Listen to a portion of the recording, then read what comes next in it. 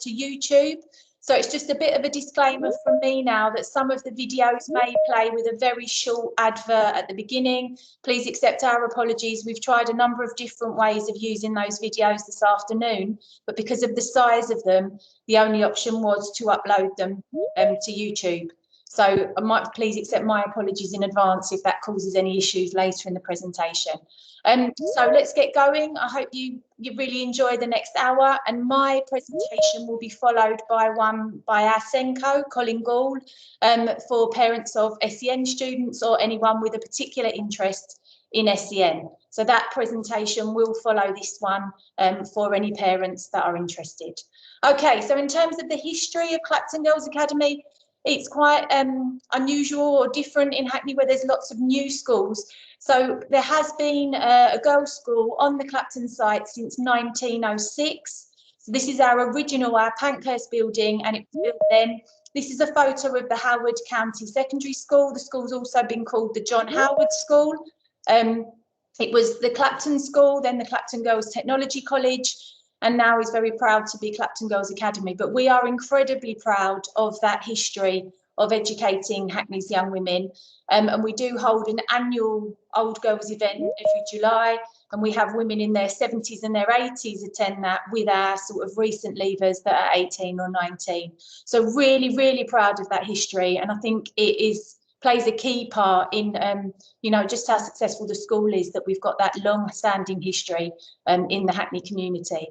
In terms of our values, I'm sharing those with you first because they underpin everything that we do at Clapton. So every decision I make, every decision we make as a leadership team, the way we teach, what we teach the students, all of that is about these 4 values. And we do a lot of work with the girls as they're with us, thinking about how important these values are in life, how they model them to each other, how staff demonstrate them for students, and we also reward and recognise students that are showing these values. So just those 4 and a really simple focus on those, but for us they're what ensures that we provide the best education that we can for all of our students. In terms of our priorities, they will come up on the next slide, and our challenge, wellbeing and teamwork. We review our priorities every year. We've kept these. We feel they're very relevant given the current context about COVID. And put very briefly, our challenge priority is about making sure that we challenge every student in every lesson, and that we equip students with the skills and understanding to be able to tackle challenges and to cope with the many things that life can present us with. We have a strong focus when we're working with staff on ensuring that learning is challenging, that all lessons are challenging, and that we really get the best out of every student. Wellbeing is central to everything we do at Clapton for students and staff, and really thinking about how we support students academically, but also very much how we support them emotionally. And it's really making sure that by the time they leave us at the end of their 7-year journey and they're heading from year 13 into university or apprenticeships, that we've really, you know, prepared them effectively so that they can manage, you know, anything that might come their way once they leave us, and, you know, live happy, safe and productive lives. And then in terms of teamwork, that's very much about staff, students and parents working in partnership. And that's something we really actively encourage. So those of you that choose to send your daughters here, this will be the beginning of your partnership and your teamwork with us. And we really do work closely with parents, appreciate parental feedback and recognise the importance of that home-school relationship. So I know lots of parents are often keen to hear about results and are thinking about, you know, what that will mean in terms of your daughter's progress in 5 years' time when she hits her GCSEs, and then again in 7 years' time when she's completed her Key Stage 5 course of study. We saw another year of amazing GCSE results at Clapton this year. We've included some photos just so you can get a taste of results day. But again, really, really proud of our students' achievements. They're frequently in the top 5 or top 10% nationally. We have outstanding outcomes across the board. So all our subjects are a strength here, and really recognising how important it is for our students to get the best possible outcomes for them. There's a lovely quote there from one of our year 11s, but really happy students this year and really impressive GCSE outcomes. Some of the sort of key headlines are there for you. There's lots of information on the website about our results, including results across all subjects, what those results look like against national standards, and also what the results mean, because I appreciate if you've not had a child go through secondary education recently, obviously these are the new GCSE results, grade 4 being the equivalent of an old C, and grade 7 a sort of high B, A grade, but really strong GCSE outcomes. We also had a ridiculous number of students leaving us with either straight 9s or straight 8s and 9s. So it was 166 grade 9s, which is even better than an old A star, and 41 grade 8s between them. And you can see them celebrating in these photographs, celebrating those achievements. At Key Stage 5, for our sixth form, it's a similar story. This is a photo of Samantha, who did amazing things with her A-level results, but really strong A-level outcomes, with almost the entire cohort achieving A star to C grades for their A-levels. A third of all A-level students achieving straight A star or A grades. We're in the top 1% nationally for progress at Key Stage 5. And we also offer a wide range of BTEC qualifications for students who prefer a vocational qualification. And that's really important for us. We are very much an inclusive school. So we're about offering a range of subjects, a range of different approaches to learning, and really making the best of that for our students. The EPQ is an extended project qualification. It was 100% A star to A grades for the EPQ this year, and that's about the girls really exploring topics that are of particular interest to them. And we had all sorts of weird and wonderful essays, creations of artwork, poetry. So, you know, really fantastic opportunities in sixth form for students. Another common question that I'm often asked at these events is, why choose a girls' school for your daughter? So there's lots of reasons to do that. Some of the main ones that I normally share with parents are on this slide here. So everything we do all the time throughout the 7 years that your child is with us is all aimed at supporting girls and young women. So we are experts in the education of girls. We're experts in emotional support for girls, and we are absolutely advocates of every young woman that comes through our front door. So that focus on confidence and maturity, the focus on career aspirations, every subject being a subject that is for everyone to study, the academic achievement, the strong focus on empowerment.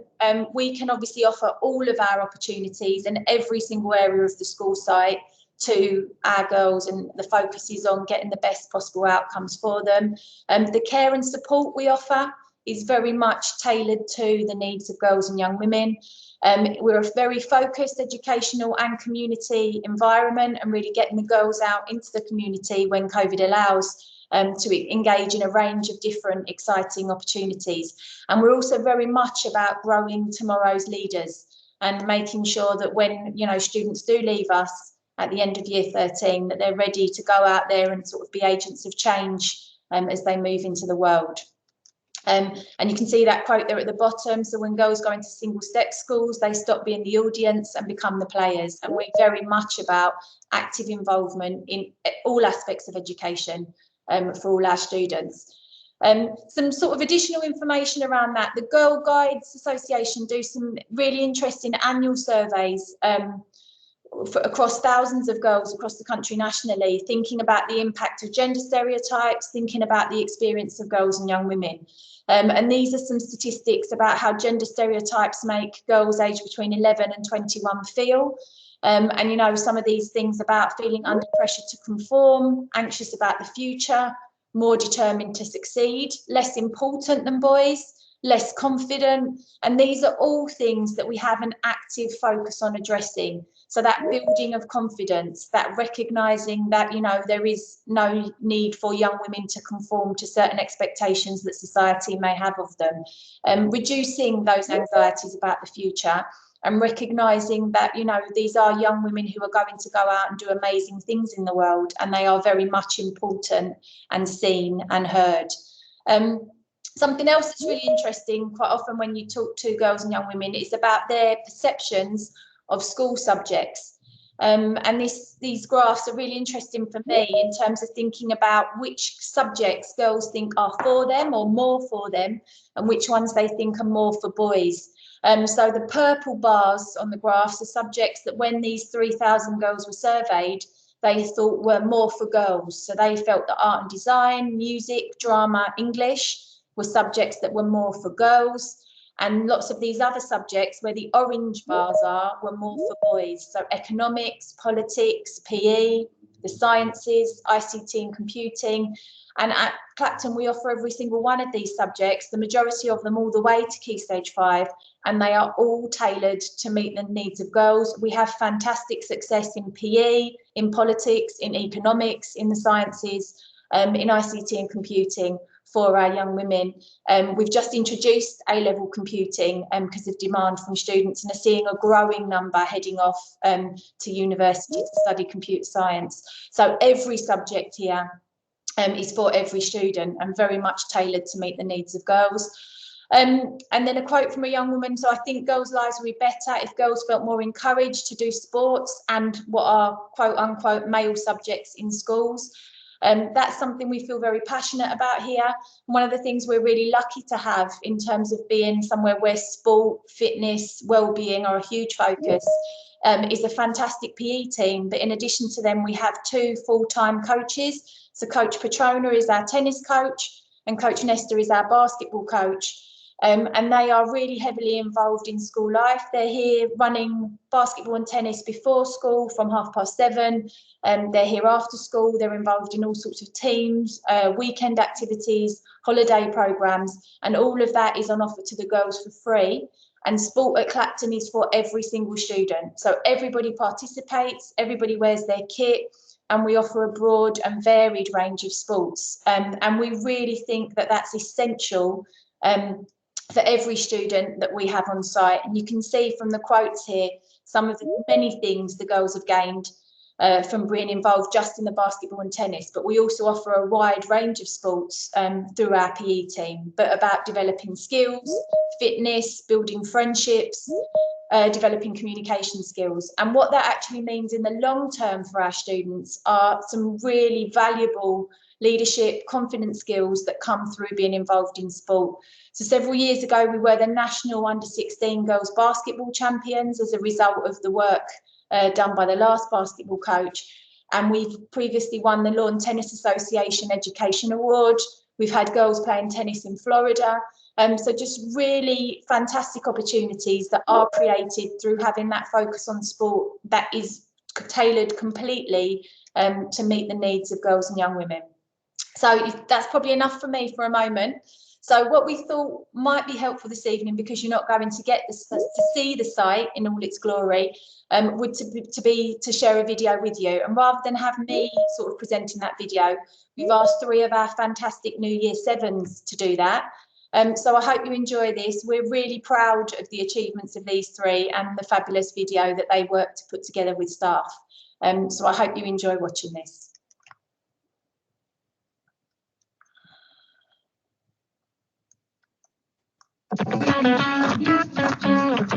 Hi, I'm Agnes. Hi, I'm Princess. And I'm Ashley. We're going to show you our school day as Year 7 students at Clapton Girls Academy. Come with us.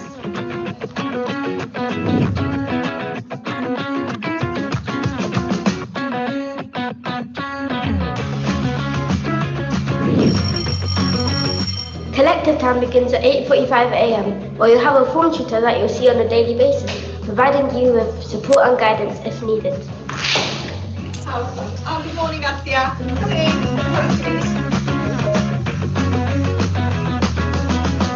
In Year 7, we learn both French and Spanish. I'm heading to a French class now, rather than numbers and ages. Au revoir.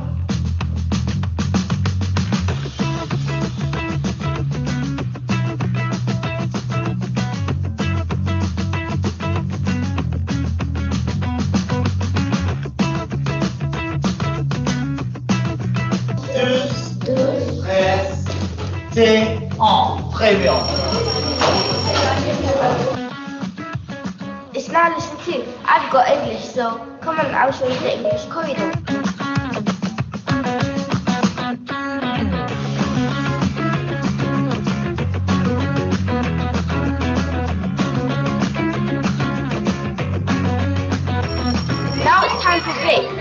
Year 7 playground where you can meet up with friends.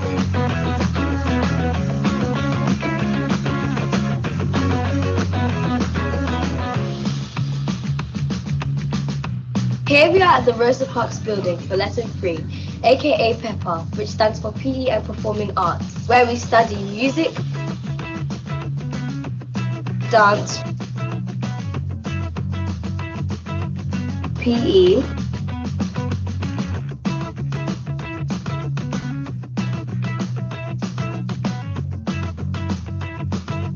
and drama. This term, we are learning about different drama techniques, which I'm really excited about.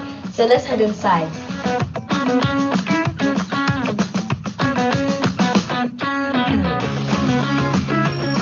It's lesson 4, which means it's time for PE.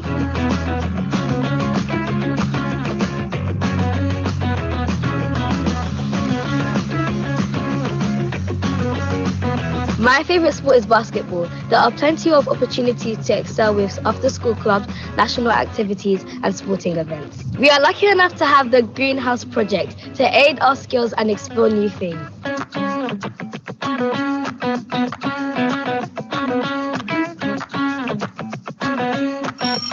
We've just wrapped up half of the school day. Now it's time for lunch. I like to visit the dining pavilion for a lovely hot meal.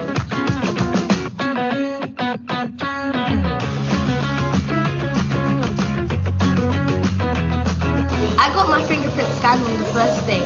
To make the process swift and easy, your parents are able to top up on the Parent Pay website.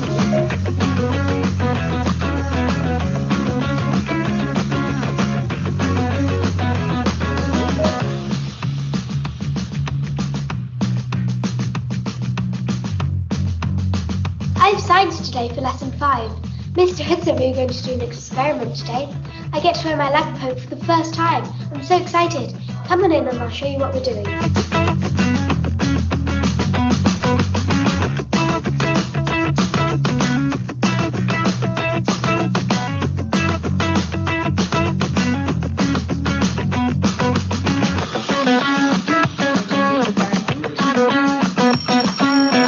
It's 2:15 and it's the end of our school day. One of the greatest things about Clapton Girls Academy is their extracurricular activities. I'm heading off to Key Stage 3 Drama Club where we're working on our Christmas production. I'm off to play basketball with the Greenhouse After School Project. And I'm heading home since my after-school debating club starts tomorrow. I've met so many new friends there. Thank you for watching and we hope you enjoyed our day in the life of a Year 7 student at Clapton Girls Academy. Bye! Bye! Bye!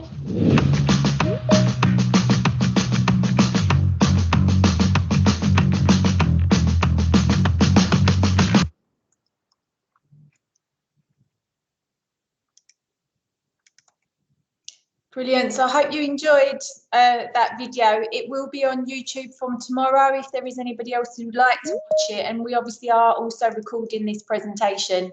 So if you'd like to see it again, but really proud of those 3 Year 7s who've done a brilliant job putting that together. And hopefully you saw from the drone footage there, we've got a huge site. We're constantly looking at how we improve that, how we do everything we can with the space we have to provide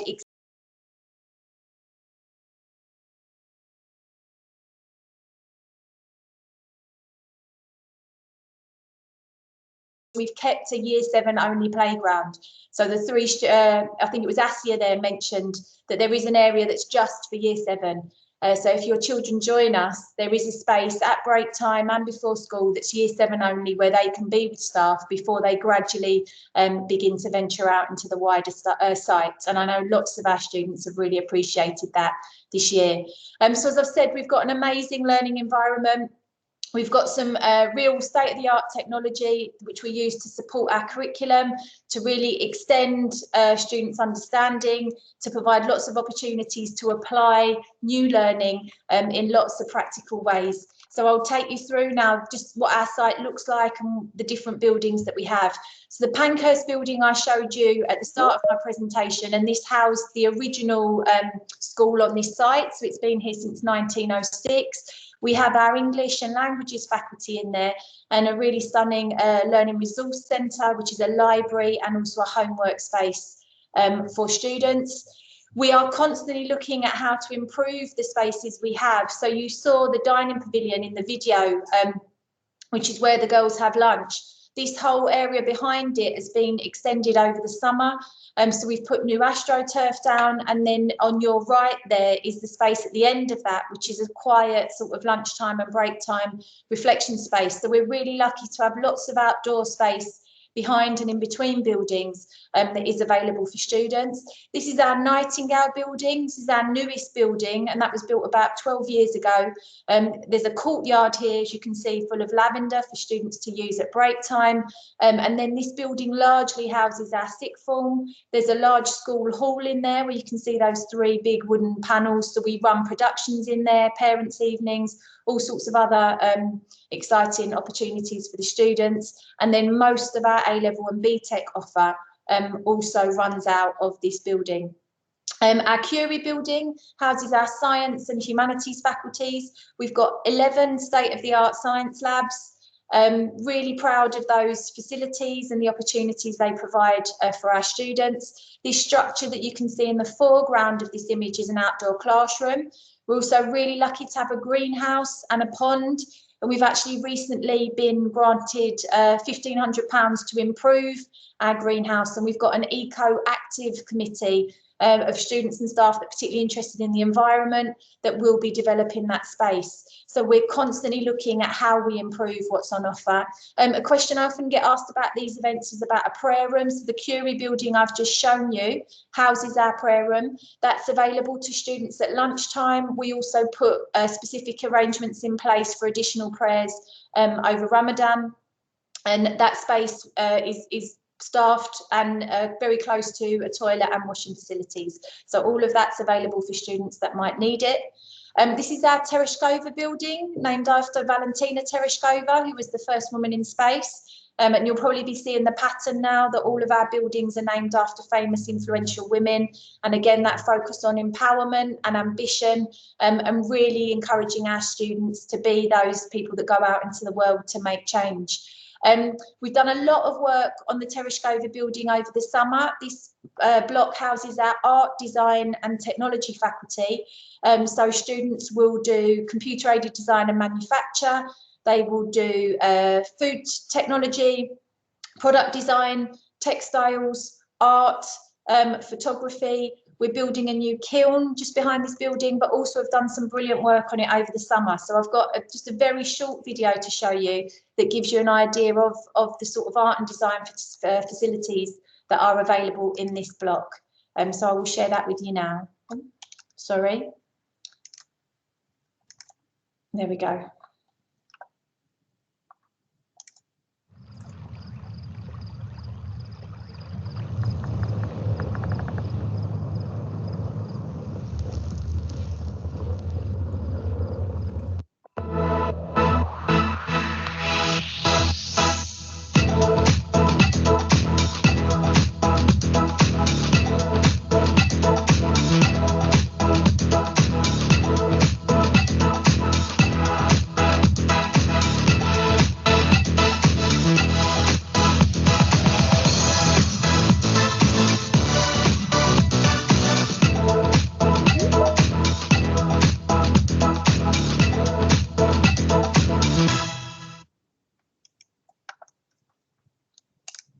Hopefully that's given you a taste of some of the great artwork and great spaces. I know that often Year 7's technology is their favourite subject, so hopefully that's given you a bit of a flavour of what's on offer in terms of tech, but we're constantly looking at how we improve, expand the space we have available for students. And we've, exceptional art, photography and textiles and design outcomes, so really proud of those too. And this is our Rosa Parks building, which is the back of our site. And as you saw in the video, as mentioned by Princess, that houses our PE and performing arts faculty. So students will study music, drama and PE in this building. We've also put in some new mentoring rooms and a new mentoring suite in this building over the summer. And we have a strong focus on that support for students and all the practical opportunities that a building like this offers. So in terms of the spaces, one of the areas where we've done the most work over the summer is our music offer. We do offer music GCSE, but lots of opportunities for creative involvement in music in year 7, 8 and 9 as well. So I'll quickly share that video with you too.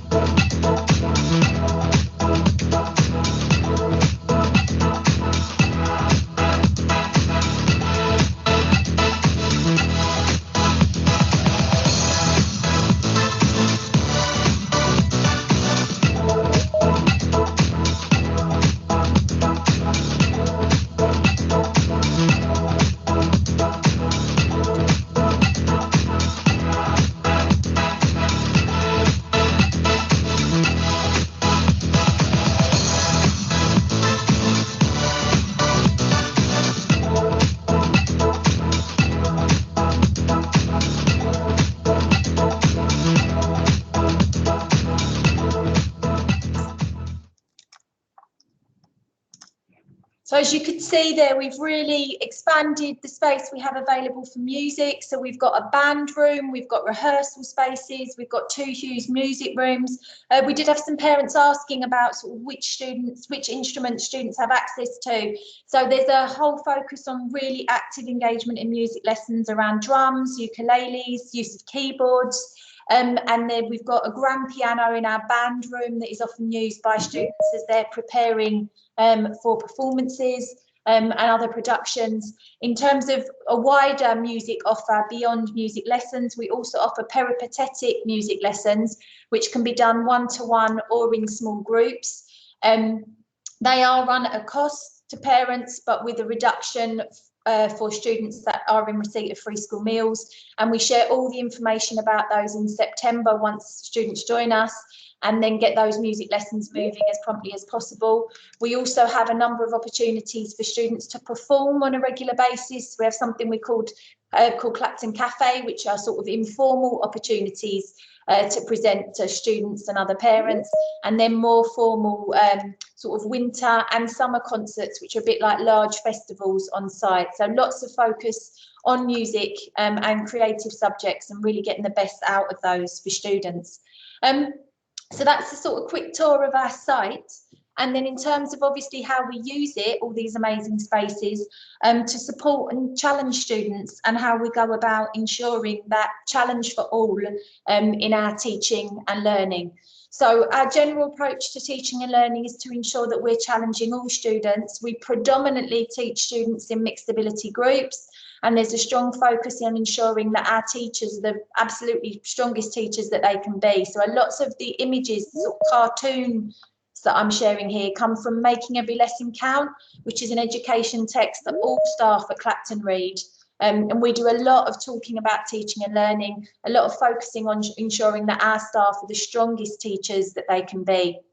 Something that's a big focus for us around year 6, 7 transition is making sure we spend lots of time working with primary schools to ensure that we really understand what students have learned in year 6, what strengths, talents they're bringing with them, where there might be areas that they need to develop, and that really helps us plan for their arrival. So the pieces of work shown here are best pieces of work that our year 6s have shared from last year as they've moved into year 7. So we will ask all students that are offered places at Clapton to share a best piece of work as part of the admission process, and we share that with our teaching staff. We look at those pieces of work with students, and that's to really make sure that from the second they start with us, we've understood their starting point and can move them forward from there.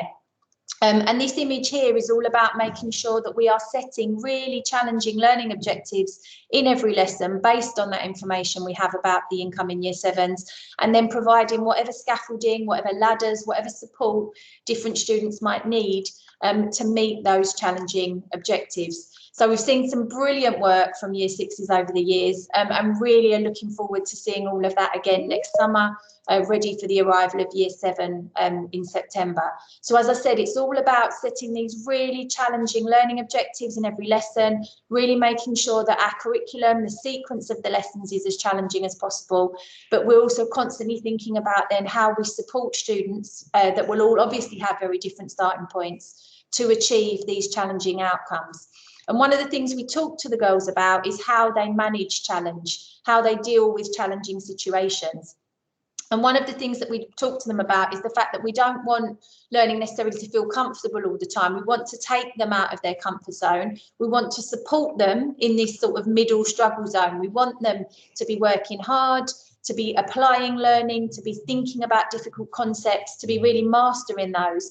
And what we very much avoid is panicking them. So it's all about working together with their teacher to experience that sort of positive struggle that means they are learning, growing and developing in each and every lesson. And we actively talk to them about learning. And one of the things that we are really focusing on this year and will be building on next year and the year after is in response to COVID, really thinking about how we now encourage students to really be able to talk about and to think about how they are learning. So we're very much looking at how we build confidence, independence and resilience. And a lot of that work is based on a book all staff are reading called the Metacognition Handbook, that's actually getting staff and students to be much more consciously aware of what they're thinking and doing lots of thinking about thinking. And that's about helping students to successfully complete complex and extended tasks. So to be in that struggle zone, to have something, you know, presented to them, to work out, to think about how they're actually going to approach that, and to be able to sort of talk through that with staff. And what teachers are doing at the moment is modelling that process. So, you know, if you're writing an essay with a group, really talking about what you're thinking as you're writing that with them. If you're solving problems in maths or science, really taking them through each stage and building their confidence. And we're already seeing the impact of that work on student confidence, but also well-being. And that's an ongoing piece of work for us that will also involve offering training around metacognition to parents. In terms of what we teach, so we want to offer a really broad and balanced curriculum to every student at Clapton Girls Academy. And our vision around that is about having Year 7s that obviously arrive with all sorts of dreams for the future. And they are leaving us at the end of Year 13 equipped with the qualifications and the skills and the understanding and the knowledge that they need to go out, you know, and make the most of very bright futures. So our curriculum very much rests on the values that I talked to you about at the start of this presentation. So on compassion, ambition, integrity and resilience. And we're all about empowering students with knowledge, skills and independence so that they can meet their potential and that they can thrive at every stage of their learning. And we really encourage all our heads of faculty to think about the deep, broad and powerful foundation of knowledge that students need in order to be able to sort of move out into the world. So lots of thinking about what we offer and making that as broad and exciting and relevant for all students as we possibly can. In terms of what that looks like at Key Stage 3, so Key Stage 3 is Year 7, 8 and 9. And I know lots of parents ask some really relevant questions here, so I'm going to do my best to make sure that I anticipate all of those. So we have a 3-year Key Stage 3. So students are in Key Stage 3 for Year 7, Year 8 and Year 9. And we've kept to a 3-year Key Stage 3. I know some schools move to a 2-year one. We really feel it's important that students have the full range of subjects for as long as possible so that they can really build that, you know, that broad, powerful foundation of knowledge, but also they get to try out and really explore in depth all of these different subjects. We really want to nurture an enjoyment of learning, and we want students to have that, you know, that a basic understanding, that knowledge across all of these subject areas.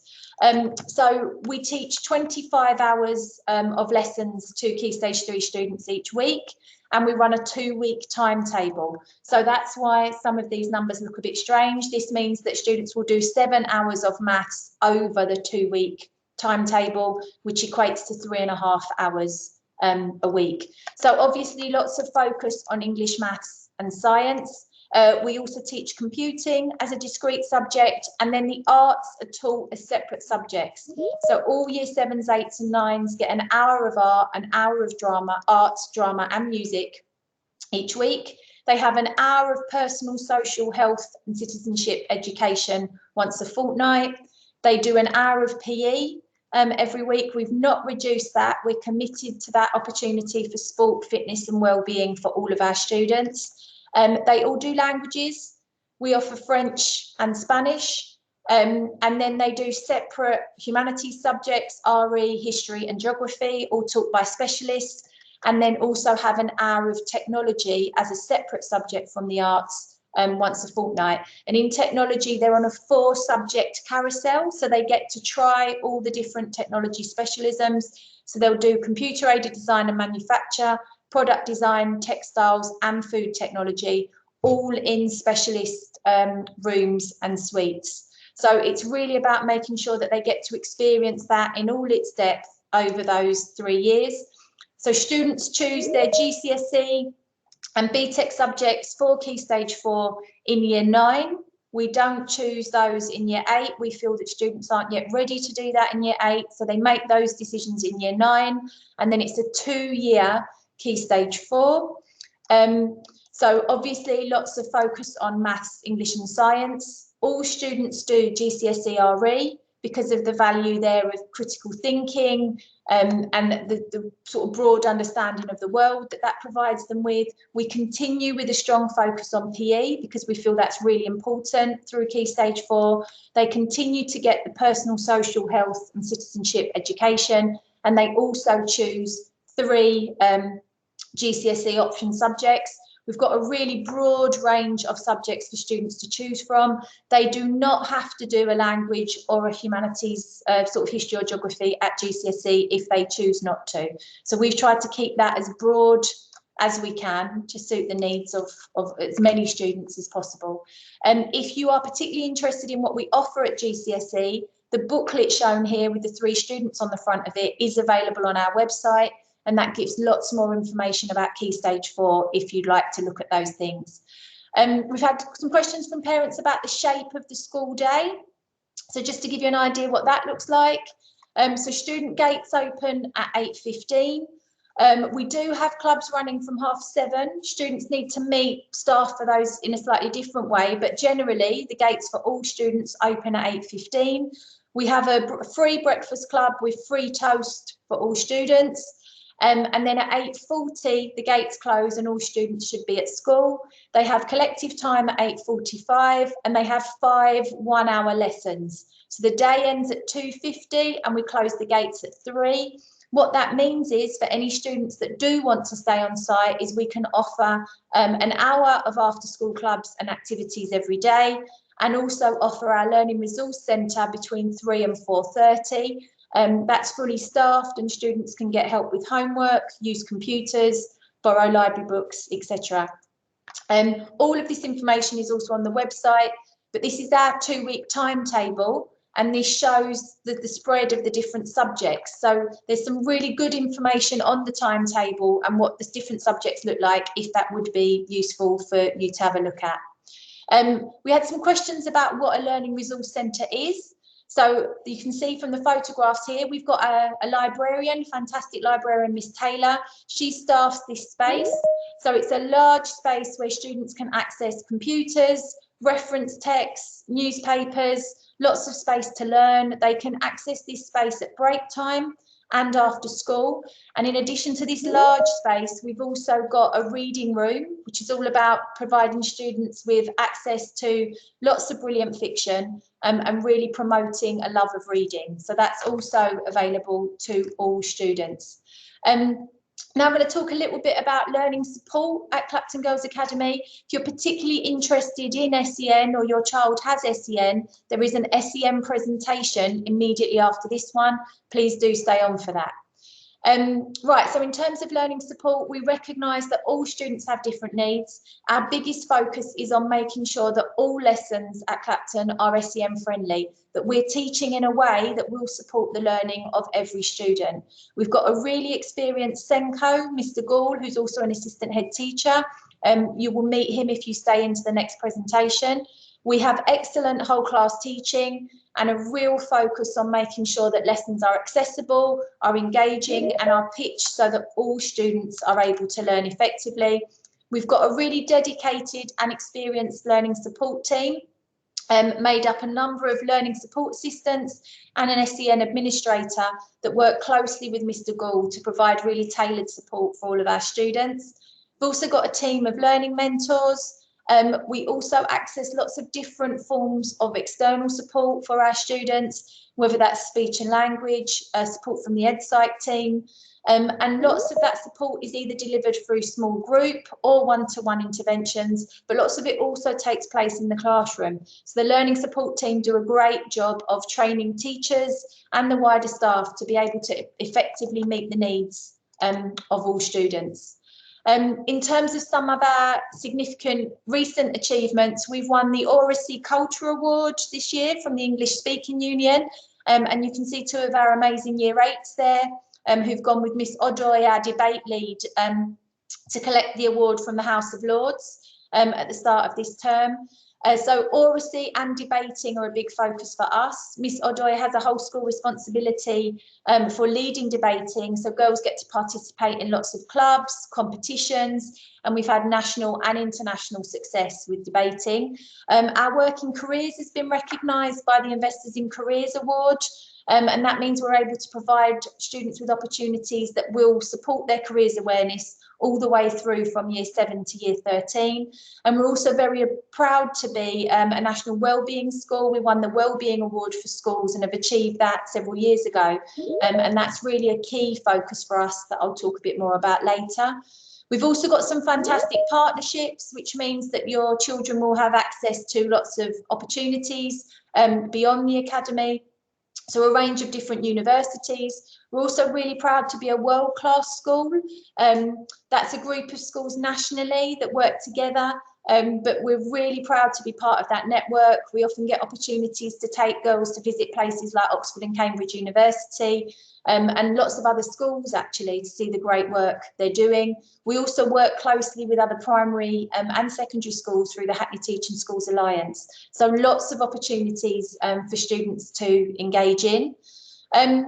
This is another slide from the presentation I shared with you earlier. That's the research done by the Girl Guiding Association. And one of the things I found interesting about the slides here is that people don't think more girls should be leaders and that girls aren't adventurous and girls can't be strong. And we are very much all about wanting every single one of our students to go out into the world and be some sort of leader. And for us, that's hugely important. So we have lots of opportunities, informally and formally, for students to be raising awareness, spreading important messages, and leading on areas that matter to them. So we're currently celebrating Black History Month and do that every year. We're also doing lots of work led by students and staff on really thinking about our curriculum and the importance of equality and diversity. We're big advocates of World Afro Day and have enjoyed celebrating that every year for the last 3 years with lots of involvement from students in that. Our students are proud advocates around environmental issues, and a number of them are working on the new eco team that we've established. They've also done things like work with Chartwells, who provide our catering, to ensure that the facilities in our dining pavilion are environmentally friendly. And we've got some big student leadership teams in terms of once your children, if they join us, reach Year 8, they can train to be ambassadors and to support incoming Year 7s the following year. And these sort of snapshots are of ex-students who are now doing amazing things out in the world. So Humera, who's now a Labour councillor, Chrisanne at the bottom there has run a national campaign to help migrant students. We regularly have large numbers of students on the Hackney Youth Parliament. So we're really proud of those achievements. And the Year 8 ambassadors are absolutely fantastic every year in terms of being very confident, when we're able to, offering tours. They've produced lots of the information that's on the website in terms of the Year 7 space, so really worth having a look at. And obviously, because of our sixth form, students are able to be with us into Year 12 and 13 and to be Year 12 or 13 prefects. We also have a deputy head girl and a head girl system, and those students are often involved in some fantastic opportunities beyond school. I mentioned at the start of the presentation that there'd been a school here since 1906, and one of the biggest things that I'm very proud of about Clapton is our focus on every student while they're here, but also when they leave us, being part of the Clapton family. And these are some shots from our annual Old Girls event, which we hold on the first Thursday evening of July. So if there are any old girls in the audience that are also parents of Year 6s, you are more than welcome to join us for the next one of those. But I suppose it's a reminder that if your child joins us in Year 7, she will be part of that Clapton alumni network forever, really. These two in the middle here are in their 70s or 80s. I forget their name, but they come every year. And obviously mix in with some of the much younger students that have come back to see the school and be part of our ongoing achievements. In terms of supporting students' wellbeing, we really recognise the importance of mental health, of talking about mental health, of supporting students to remain active. So we've offer a full range of after-school clubs between 3 and 4 every day. There's some examples of the sorts of clubs on offer here. We respond to students' requests, so students come up with new ideas for clubs, often very keen to put those on as well. But yeah, lots of before and after school clubs running for students to participate in. Once we move beyond COVID, we will be back to offering school trips. They range from residential trips in the UK to international trips. We have historically, pre-COVID, run an annual ski trip. We do annual international debating competitions, a really strong focus on the Duke of Edinburgh Award, and that's currently on offer to Year 10, 11 and 13 and going really well. We also run a number of community events, so obviously lots of this has been missed over the period of COVID, but once we're back into fully normal circumstances, we run summer and winter concerts, we run presentations for parents, full productions. The one up in the top right there is of Alice in Wonderland, but lots of opportunities for students to perform, for parents to come in, and for that sort of collaborative working. In terms of specific support for transition, we have a largely static Year 7 team, so that they're experts in supporting Year 7. Miss Evans remains as head of Year 7 every year, and Miss Anoche also remains only working with the Year 7 team. Lots of these Year 7 tutors enjoy it so much that they also stay on that team. So Miss Omazic was a Year 7 tutor 13 years ago when I joined Clapton, and has continued to be 7A's tutor every year. So a really committed Year 7 team. And I thought students in the audience might like to meet Miss Evans and Miss Anoche, so we've got a short video from them now.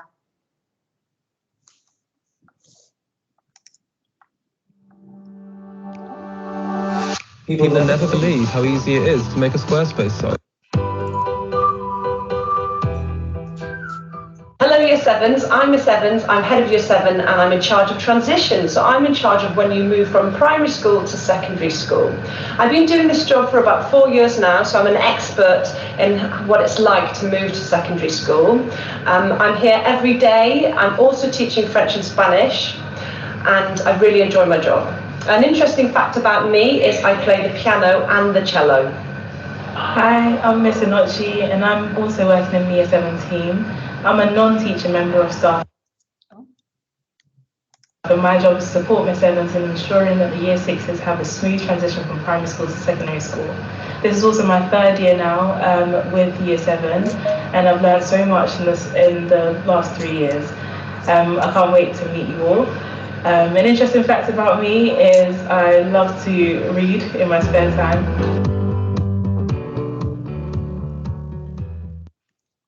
So that was a very quick introduction to the Year 7 team, but as you can see, a hugely experienced and really committed team who know a lot about the move from year 6 to year 7 and some of the challenges and opportunities that can present. As Miss Inoche mentioned, she has no teaching timetable. So she's available all day from 8:30 until 4 o'clock. And that means she can respond very quickly to any issues that may arise. Support any sort of contact queries from parents, but also just be there to be that reassuring presence for the students as they sort of settle into life at secondary school. We offer a range of different sort of support measures. So students who might find transition more difficult are often buddied up with an older student, also spend some time with those year 8 ambassadors. And there's also lots of opportunities through the personal social health and citizenship education lessons once a fortnight to think about things like forming friendships, you know, managing change, moving into that sort of secondary environment. So it's something we're very good at and that we do really well. In terms of support for students, we have a large child protection and safeguarding team. Miss Evans, who was just in the video there, is part of that team. They're led by Miss Akinyemi, who's a deputy head teacher. But what that means is that at any point, there's a whole range of staff on site that are there ready to deal with any issues that may arise. And we also have a student support centre where there is space for students to have time out if they need it. And Miss Jayapal in the image here supports lots of ongoing support for all students, but also for small groups and individual students that may need mentoring, may need engagement with external services, and lots of that we do very successfully. Year 6 parents often ask about how we teach students about kindness and also what we do in response to bullying. So compassion and being kind is one of our core values. So we spend a lot of time thinking about what that looks like. We reward students that show kindness. We take a restorative approach to situations that have gone wrong. And that means when issues do arise, we tackle them quickly, but also with a focus on restoring the relationship, on looking at what's gone wrong and how we then put that right. And we work with students on that. We've got scripts for that. And that actually means that as they go up through the school, increasingly, we see students understanding how they can resolve issues for themselves and how they can also avoid them in the first place. We have a strong focus on anti-bullying. And on kindness, on reporting things we see. So we talk to students about being bystanders and the importance of supporting classmates, really making sure that they report anything that might be of concern. Our whole sort of behaviour ethos is based around building relationships. The students here feel safe, they feel confident reporting things to staff, and that means that we can then intervene quickly if things have gone wrong.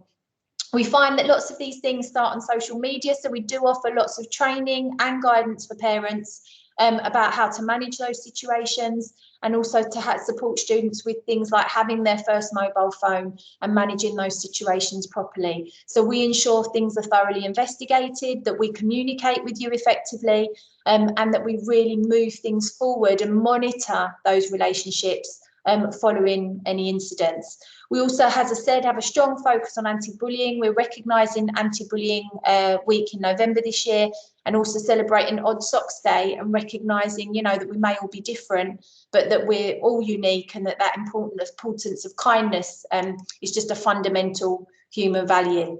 We get quite a lot of questions about behaviour. Our focus on behaviour is very specific to Clapton. It works really well for us. So we focus all of that on 3 golden rules, on ensuring that students listen, that they are polite, and that they follow instructions. And the sort of progress light bulb in the middle there is about understanding that if we can follow those rules, that means that everybody will make exceptional progress.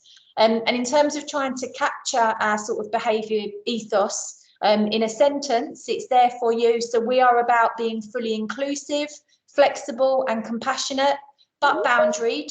We have high expectations. We offer stability, predictability and structure, which enables all students to experience a sense of belonging, resulting in achievement for all. So we are very much about being somewhere where every student feels they belong, they feel happy and safe, they know what's going to happen each day. And if things do go wrong, as they sometimes will, they know that staff will respond with flexibility and kindness and help them to resolve whatever has happened. And we find that works really well with our students. Lots of year sixes and parents often ask me about mobile phones.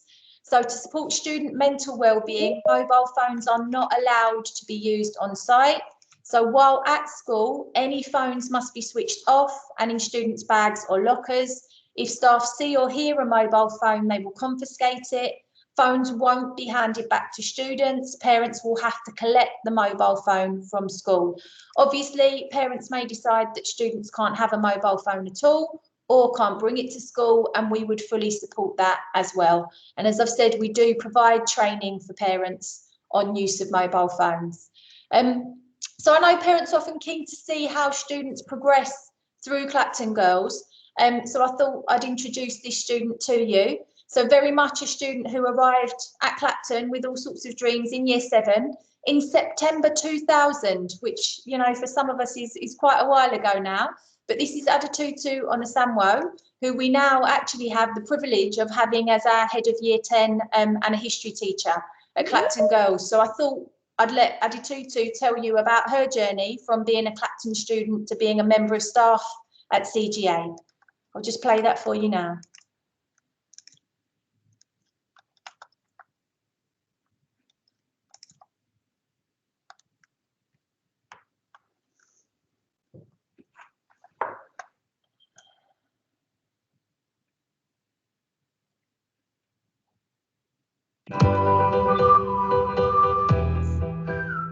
Hi, my name is Miss Onasamwu and I'm a head of year and history teacher at Clapton Girls Academy.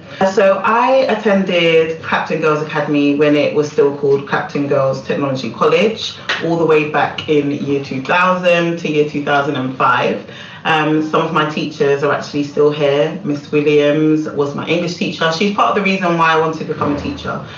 So it feels really good to be working with someone that I admire so much. It's been really good coming back as a history teacher here. I've always had the desire since coming to school here myself. I knew I wanted to be a teacher. And it was just about, what do I want to teach? Do I want to teach English? Do I want to teach history? But I always had a passion for history, and I took that on to A-level and also to university. And so when I became a teacher, I was on a mission to come back to this school and become a teacher here. So yeah, it feels really good. It does feel really different because it's changed a lot since I came here. But I feel really happy and really proud to work at Clapton Girls Academy. I enjoy teaching history at Clapton Girls Academy because I enjoy the environment. I feel like the young people here are so inspirational and they make coming into work really exciting. I enjoy working with young people, teaching them about their history, and I feel like at CGA we have a really rich and diverse history. We look at African kingdoms in the Middle Ages in year 7. We look at the growth of Islamic empires in year 7. We look at medicine through time, so from Egyptian medicine to Roman medicine, Greek medicine, and all of that good stuff. So I feel like we've got a really rich history curriculum here at CGA, and I'm really happy to be a part of that. The role of head of year at CGA is to support students. We want to support students academically, so make sure they have everything they need to get the most out of their lessons, but also to support them in terms of the pastoral side, so helping with character development, helping them to feel more confident in themselves. Like if it comes to speaking publicly, then we can do debating, and we have PSHCE lessons that are tailored towards, you know, the well-being side and the personal development side, which we really pride ourselves on at CGA. So to sum up, I think that Clapton Girls Academy is a wonderful place to attend as a student and also to work as a teacher. I would be happy for my daughters to come here when they are of that age. And I think that it's a really exciting opportunity if you do decide to come here, because it's like a big family. We are supportive of students and we really want the best for you. So I hope you enjoyed meeting Miss Onasamwu there, just with some messages about what it's like to come through Clapton as a student and then as a member of staff. So final few minutes from me. So just about teamwork and how we work with parents. So we have got a really brilliant website. Hopefully you've had a chance to have a look at that, but lots on there. So if you haven't been onto the website, really would suggest having a look. There's a welcome tab in that bottom corner. We share lots of latest news and updates. You can also sign up for our CGA News, which is an online newsletter, by clicking for latest letters to parents. You can also see lots of the information we send to parents, which will give you a real flavour of life at Clapton. I write to parents every Friday. It's really important to me that we keep you informed and that you feel like you've got that continuing relationship with us. Parents send us feedback and then I use that to inform those letters and what we're doing in terms of the way we run the school. You can also have a look at the CJ News, our electronic newsletter, by clicking on the Our Academy tab. We send that out every 2 weeks. It's full of photos, videos, images about the brilliant work that students and staff are doing. So that's really nice to have sort of sent through regularly because you can look at that on your phone. There will also be links to the recording of this presentation and lots of frequently asked questions about moving from Year 6 into Year 7 at Clapton Girls Academy. So please do use that tab also. And you can then click a button to enter our Year 7 space. And that's a dedicated area for new students, including mini tours of our site. And there's some brilliant things on there that have been put together by students and staff. So please do make sure you've had a look at that. And that's where you can find it directly on the website, is that Year 7 space. We've had lots of really positive feedback. It's got some great things on it, some challenges to put together pieces of puzzles, tours, examples of things to go on. And that quick links tab there with the circle around it is where you can sign up for our CGA News. There are also quick links if you're interested in Parent Pay, which is the non-sort of cashless system that we use for lunches. Accelerated Reader we use around literacy, and there's lots of tabs to different aspects of school life and how we use those. We're really keen to work with parents and get parent feedback once students are on roll. We've got a growing Friends of Clapton Girls Academy Association for parents that meet on the first Tuesday of every month. They're very keen to recruit parents of new Year 7s next September. And then final few bits from me. I often get lots of questions about admissions criteria and distances when we have open evening. So all of our admissions are managed by Hackney Education. So if you do have questions about criteria, about distance, the best place to take those is to Hackney Education, because they will have all the most recent statistics. These are out of date now, but Hackney will have all of the stats about which students have been admitted, how many, from what distance, you know, the cutoff for each band. We do get 600 plus applications each year, so it is worth checking things in terms of distance and ensuring that, you know, your child it stands a chance of getting in. In terms of ending this presentation, I thought the best way to do that would be with some quotes from our current Year 7s, because they obviously would have been on hand had you all been able to come in tonight. So we've got some students who've said that some of their favourite things about Clapton are the timetable, about the teachers being really friendly and helpful, the kindness they've been shown. Some of our Year 7s like how lots of teachers make the lessons fun, which get the students on task and get them energised. We've got a student who likes the toast, which is great, and the reading corner in the LRC, and we are constantly upgrading that gym you saw in the photos. And then I think these are the last two. So students who've liked science, experiments and drama. And then from this last one in the red bubble there, like how everyone is friendly and likes to help us around, so everyone's day turns out great. Everything is organised for Year 7, so no one has to worry. And I think that does sum up our approach to the Year 6-7 transition. We do make sure we manage that really effectively to support students, and then hopefully provide them, you know, with as many exciting opportunities as we can as they grow with us right the way through to the end of Year 13. So that's the end of tonight's input from me. There is now an SEN presentation if any parents would like to stay for that. And if you know there are still things you'd like to find out about Clapton Girls before making your decision, as I've said, there is lots of information on the website. And for anybody that wasn't with us at the beginning, please accept my apologies again that we haven't been able to do a live open evening this evening. There were a number of challenges around that because of local guidance about COVID, but also some specific COVID related issues that we've had over the last term. So really good that so many of you have been able to join us this evening. Hopefully I've given you a real flavour of life at CGA, and I look forward to meeting lots of you with your children in the future, hopefully, and thank you again for your time this evening. So as I've said, you are obviously free to go now unless you'd like to stay and hear from Mr. Gall, our SENCO and assistant head teacher, about SEN provision at Clapton Girls Academy. Thank you.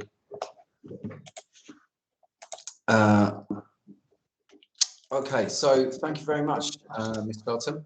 I'm just going to give you a brief overview of our department at Clapton Girls Academy. Can you see the screen, Ms. Felton? I can, Mr. Gall. Thank you very much. Okay, so SEN at Clapton Girls Academy is one of the most important sort of strands that we deal with as a staff base. So there's a lot of effort and training goes into ensuring that every child's abilities are maximised. So I mean, this quote here is something that we really go by as a school. So you know, being able to find out what children are good at and how their differences make them more able in certain areas, and to focus on that is really something that we are quite proud of, and that governs how we approach SEN at Clapton Girls Academy. So we really try and concentrate on equity rather than equality. So if we are giving every student the same support and making everything available to each and every student, it's not necessarily what each child needs. We're here as a school to foster independence in your children and ensure that they're prepared for life outside of these school walls, and that they are going to thrive when they leave here. And that is particularly true of students with a special educational need or a disability. And it's something that we really focus on as a team within the Learning Support Department. So part of that is about getting the language right. Neurodiversity is quite a recent term, but it's a way of talking about special educational needs and disabilities in a way that is very much concentrating on the strengths that those children have. So it simply means someone who thinks differently from the way the majority of people think. So neurotypical is you know, most of the population, but neurodivergent people have skills and abilities that others don't. And I think a lot of companies now and a lot of organisations are now starting to wake up to the abilities that these young people have. And in terms of employment. Sorry to interrupt, I'm not sure the parents can see the slides. Oh. We may need to just quickly check that we've got those shared in the right way. Hi, it's Miss Cook. No? I can now see them. I saw them just a moment ago, Mr. Gall, and Okay. if you put them up again now. Can you see that? They weren't there and then they were. No. Okay, let me just try that again. Sorry. Apologies, bear with us. The delights of technology will only be a second. Okay, can you see that? Yes, we can. Yes, I can see that. Okay. So there's a brief list of conditions that are categorized as neurodivergent conditions. So you have ADHD, autistic spectrum condition rather than disability, which is now being sort of renamed as dyslexia, dyscalculia, dyspraxia, dysgraphia, and other sort of speech and language conditions like Tourette's. So when you apply for schools in Hackney, your child will sit a test called a cognitive ability test, and they will be put into bands as higher, middle and lower attaining students. Part of that information is really valuable to us. Those students are then given equal allocations in schools around Hackney. It's a system to make the entrance to Hackney schools fairer, so that schools get an equal opportunity to have very high attaining students and students that are maybe struggling a little bit. We use the data in a very targeted and precise way. There is 4 components to the test that your child will do, and they're a good indicator of either dyslexia, dyscalculia, dyspraxia, or dysgraphia. And we find that we pick up a lot of students who maybe haven't been diagnosed with anything at primary school, and we're quite good at kind of screening for any issues that a child might have. So we do find a lot of children that have dyslexic tendencies. We're not able to diagnose them as such yet, but we are able to do a screening test online for dyslexia, and it's almost as good as a diagnosis. So it's something we do quite a lot here, to really make sure that we know the children well. Knowing the students is something that's really, really important to us, and that's from myself all the way through to the teaching assistants and every teacher on site. And quite a lot of the support staff that are maybe not involved in teaching or education at all still have quite an awareness of the students with needs. It's something that is really important to make sure that your child is approached in the correct way. I mean, here's part of a training that we were looking at with the teaching staff. So there's 3 conditions there that are categorized as neurodiverse. So you've got visual thinking in dyslexia, ADHD and autism. And like I was saying before, I mean, it's really concentrating on the student's strengths rather than looking at them as a child with a disability. And a lot of businesses, government organisations are now actively recruiting people with dyslexia, people with ADHD, people with autism, for IT-based companies and companies like GCHQ, the SPIES agency, because of their ability to spot patterns in large amounts of data. We're moving into a world where data is more and more important, and a lot of students with neurodiverse conditions are actually more able to spot patterns and things like that than other students. So it's really a case of focusing on the strengths of the student rather than looking at their sort of disabilities as such. Alongside that, we're also focusing on how we can make them independent.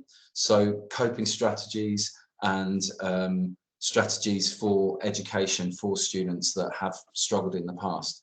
Every child that walks through the door here who is on the SEN register will have a meeting with a learning assistant. They will sit down with them and write a pupil passport, which I'll show you later. But it's a sort of roadmap for every teacher that comes into contact with them, a list of strategies that might be informed by things that have worked at primary school, external agencies that have been involved, like the speech and language team, that kind of things of that kind of nature. This is the learning support department. As Miss Felton was saying, I'm an assistant head teacher at the school, and that's quite unusual. So a lot of schools, the SENCO, the Special Educational Needs Coordinator, will be possibly a non-teaching member of staff, or usually not someone who's on the senior leadership team. So the school's made a commitment to have a member of staff on the senior leadership team who's in charge of SEN. That means that every meeting about the school's direction, about teaching and learning at the school, and about the provision of extracurricular clubs and things like that, there is a voice in my role for students with special educational needs. And we come back to it over and over again. So when we look at the quality of teaching in the school, that's obviously a massive part of it. We do a lot of observations of the learning support assistants and how they help children in school. So you can be reassured as a parent that you're getting very high quality education for your child, which is really targeted towards students with a special educational need. The learning support admin officer, Ade Umade, she's has a background in the National Health Service as an administrator there. So she's very, very experienced in dealing with external agencies and services in the local area.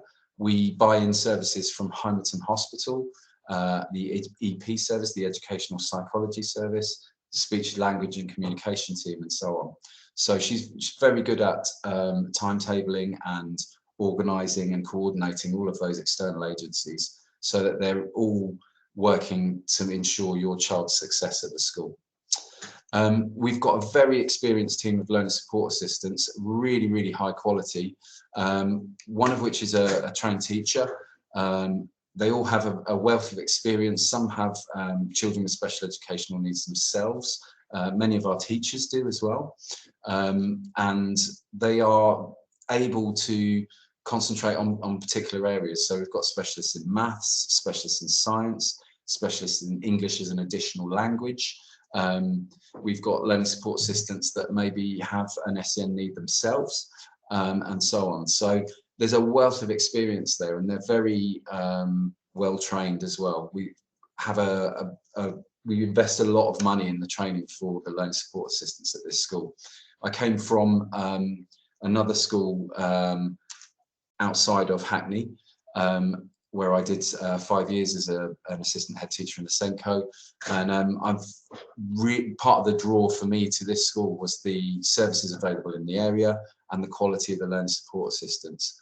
I also have 2 children of my own who are girls, and I'm really committed to single-sex education for girls, because I think it's very much a really important part of making your children successful. And I believe that girls are much better off educated in a single-sex environment. I think that's doubly true when it comes to students with some SEN conditions. A very calm environment where it's not too noisy. They're not going to have to suffer from a kind of sensory overload. The site is very calm. The girls are very quiet as they move around the building. There's not really the sort of volume of noise and busyness that can sometimes frighten children with a sensory need. So we tend to operate on a kind of 3-tiered model when it comes to supporting children with special educational needs within the school. So there's the universal sort of level. We're really sort of looking at trying to ensure that every child has a quality first teaching style, and that's really something that involves if resources are made accessible to students with dyslexia, for example, they're more accessible to students without dyslexia. So rather than focusing on the child so that other students are aware of their needs, what we tend to do is, if at low level support, we tend to just give it to all children because it's good for all. So that involves something called dual coding, which is the use of pictures alongside words in large amounts, or it could be sort of auditory style teaching, so the use of sound alongside words. It's basically a combination. It's shown through a lot of research that it's very, very beneficial to people who have English as an additional language, but also people with dyslexia, people with literacy problems, things like that. So you'll find if you went around the building and looked at the way people were teaching, the resources they're using are very graphic. So they have a lot of pictures which translate a lot of the text into images, because some of the students are much more visually able to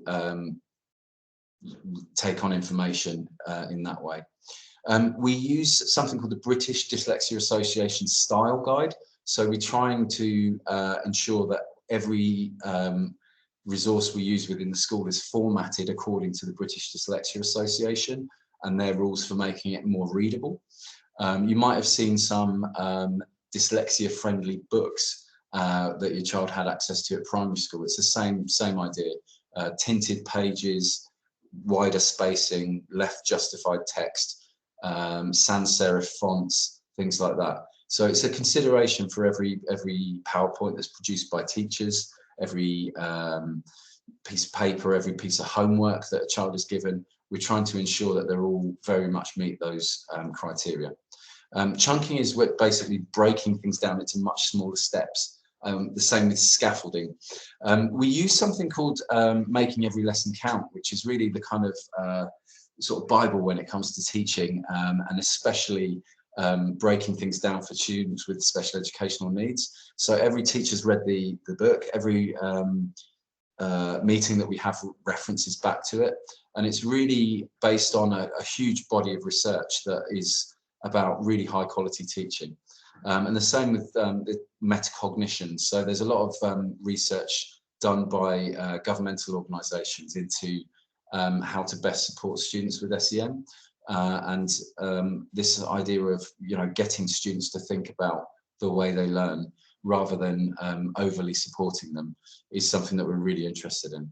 So if a child's needs are a little bit higher than that, then we would look at targeted support through something called Lexia, which is a literacy program that we use. It's our sort of cutting edge online software that is really there to build up your child's comprehension and their vocabulary.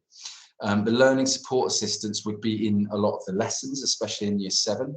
We tend to target Year 7 in particular, and then gradually reduce it through Year 8, through Year 9, through Year 10 if it's appropriate, so that your child becomes more and more independent over time. That also feeds into the curriculum offer. So at Year 9, at the end of Year 9, the students would be selecting their GCSEs. We offer a course called ASDAN, which is really about key skills, and it's a much more vocational course that's coursework based rather than being a final exam course. There are some questions about that from some of you, which I'll address at the end, about the curriculum and how it's adjusted to meet children's needs. And then the highest tier we've got is the specialist tier, which is really where we have education healthcare plans, EHCPs, education health and care plans. So that is where an extra level of funding is needed to support that child in school. Apologies about all the acronyms. There are a lot of them in education, but I'll talk you through them. So the education health and care plan is really there to ensure that the outcomes of the child have been thought about, not just by the school, but by healthcare, social care, and all the agencies that surround that child. So it's a way of bringing them all together to think about what that child needs. And that may be appropriate for your child if they have quite a high level of needs. And if they don't already have one, we can apply for one at school. That leads me on to the educational psychology service. They offer us a lot of advice in school by doing observations, by looking at a child's needs, suggesting strategies, that kind of thing. Then we have the speech, language and communication team.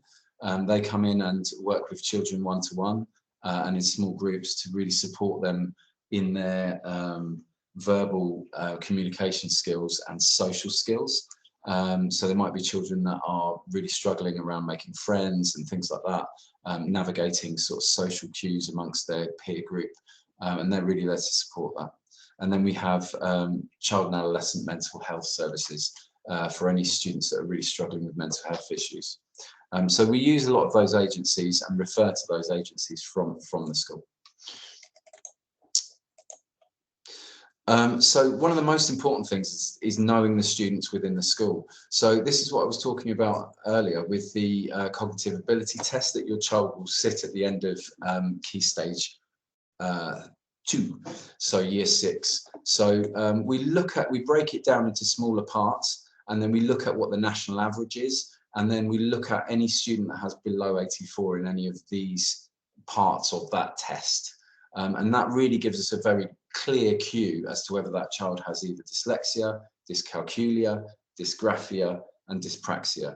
And not many schools are using that information in the way that we are. So it's really something that we're kind of trying to drive as much as possible. And some of the CAMS, the Child and Adolescent Mental Health Services, have looked at the interventions that we put in place and the way we use that data, and have then gone up to other schools and advised them to use it in the same way. So we're quite proud of that. We have a wealth of other kind of bits of software and online testing that we use. And they're really, you can see some of these different sort of graphs that they're produced. So if your child has a need and it's not been diagnosed, but you think there might be an issue there, we can look at the testing, and then I can produce a report for you and talk you through how your child did in that. And we can talk about what needs to be put in place to really help them. So this is the sort of report that comes out of the dyslexia screening test. This is the one that comes out of the dyscalculia, so where it's to do with numbers. And then we really look at whether there is an issue across the board at a higher level. So we've got various waves of kind of testing, diagnostic tests to ensure that we know your child really well and we know what they need in the classroom. I was talking about this earlier. This is a pupil passport. So this would be written in the first couple of weeks of your child being at the school, or before, if that's possible. You can see that that tells the teachers which scores they have and what their needs are. We log all the interventions that the child has, so we can produce a report for you by the end of your child's time at the school to show you what interventions they've had through the school. And then just, strategies to support them, what you would like the teachers to know, and then a few things about your child that can help your child's teachers connect with them and really get to know them well.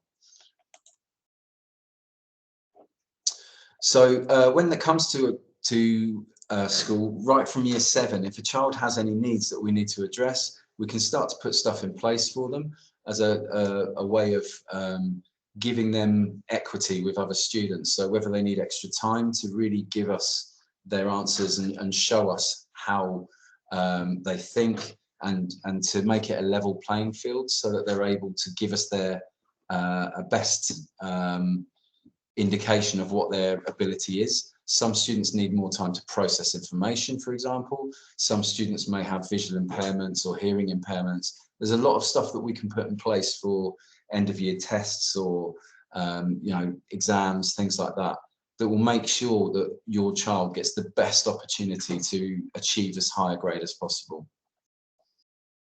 So support is assessed and tracked, and we feed all that data into something called the provision map, and that would then go onto your student's timetable, your child's timetable. So I'd be able to tell you exactly where they were being supported in lessons, where there was extra support, maybe one-to-one, things like that. And we've got a set of criteria where we prioritize, whether your child needs extra support for numeracy or literacy. It's all thought about in a lot of detail. And if your child has an education healthcare plan, we can actually show you how the money's been spent within the school and produce a report to show you that, we're maximizing the amount of money that we get from the local authority to make sure your child is as successful as possible. Some of the external services that we use really, really closely is the educational psychology service. So we buy a lot of time from them and make sure that we have enough time so that each child that really, really needs a high level of support is getting it. If with other schools, they may not have as much time from the educational psychology service, because it is something which is called a traded service, which means we as a school have to pay. The more time we want, the more we have to pay for it. So we make a significant financial investment to ensure that we've got enough time so that we can make sure that each child's needs are being addressed. The speech and language service we use a lot and use very closely. It's very high quality in Hackney. And we work really closely with them to ensure that they're seeing as many people as possible. So it may be that they're seeing your child for a short period of time, if it's an issue around sort of social communication, that kind of thing. If your child has a speech impediment of some sort, such as a stutter, they may be working with them really closely as well. And they work really closely with the Michael Palin Centre, which is a kind of world-renowned centre for speech impediments. So I wanted to show you an interview that we did with Miss Fenton. She's one of our learning support assistants, and she's going to talk about what it's like to be a learning support assistant at CGA.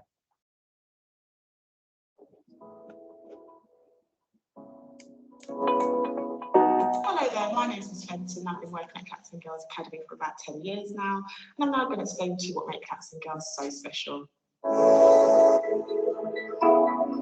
We offer a number of support strategies here at Clapton to help our students.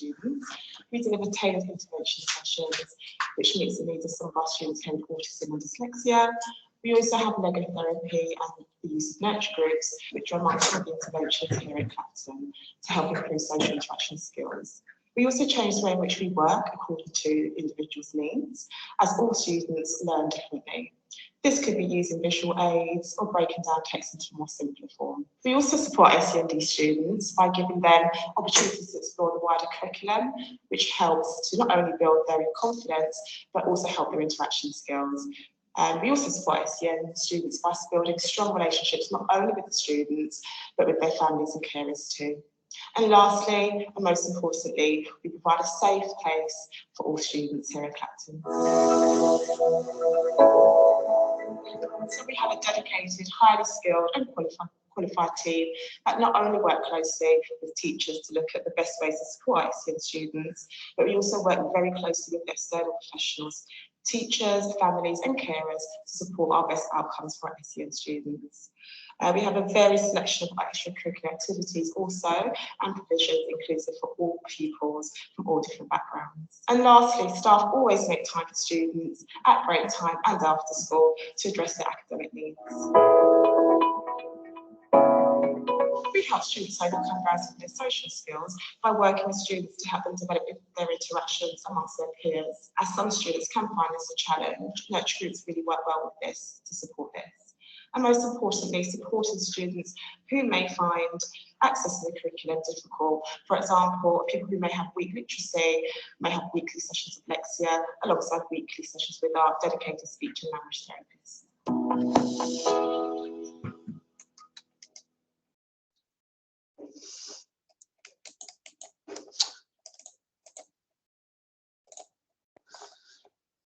So, as Mr. Fenton was saying there, we really try and make sure that we're putting any interventions in place to support your child that are really kind of measured and just the right amount of support rather than over supporting, because one of the main things that we're trying to foster is the independence of children at the end of their time here. We've had some really sort of successful interventions involving children with SEN needs who've led interventions. So we had some of the sixth formers who have autism speaking to other children about what it is like to have autism, doing presentations and really celebrating the differences between the students. So we did a piece of work with the students about autism during Autism Awareness Week. We've started looking at the delayed communication disorders and how that will affect students as well. So we're really trying to make sure that students without SEND understand what it's like for their peers who do have that. And that really makes a difference when it comes to things like you know, how they're treated by their peer group. I know that in some students who visit the school and ask a lot of questions, they're really worried about you know, how they're perceived by their peer group and how they're treated by their peer group if they have an SEN need, and so on. So the site is very well adjusted as well. We have a number of girls with a visual impairment. We've done a lot to adapt equipment and make sure the site is visual impairment friendly. So, and that can be things like signage all the way down to equipment and training for staff as well. So we have also got a number of students that have physical disabilities as well, maybe struggle to make it around the site. And we've given them the use of the lifts so that they can be supported on their own to be as independent as possible. And that's really the way we focus, is to make sure that children have the equipment and adjustments they need so that they can help themselves rather than relying on other adults all the time. Okay, there was a few questions that came through that I wanted to answer. Obviously, it's very difficult because there's so many people that have logged onto the open evening. I can't take individual questions, but these were some of the questions that came up a number of times. So thank you very much for those of you that submitted them. And I'd like to sort of take them one by one. So we do get a lot of people that ask about additional support for students with transition from primary to secondary. It's one of the most difficult times in a child's life, and particularly for those vulnerable students with special educational needs.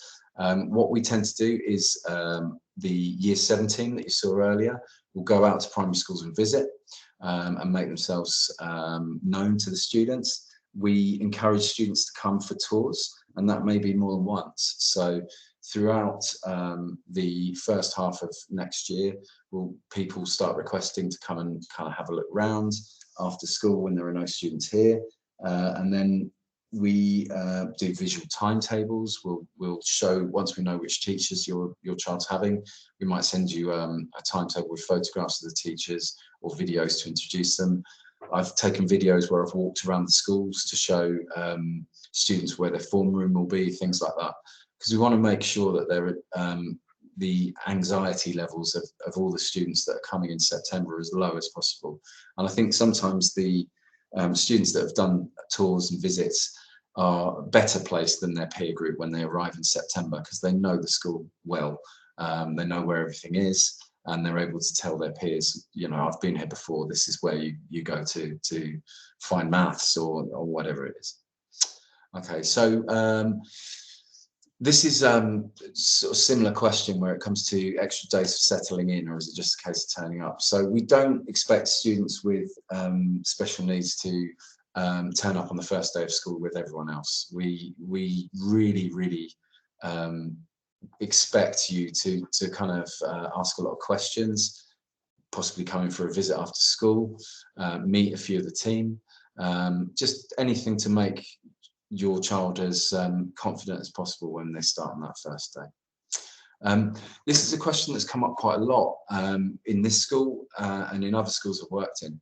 So languages are compulsory for all students, and part of the reason for that is there's a lot of research that shows that it's a great leveler to be learning a new language. So what I've seen time and again in other schools that I've worked in and in this school is that when everybody starts a new language at the same time, quite often you find that students with special educational needs are on a level playing field with everyone else.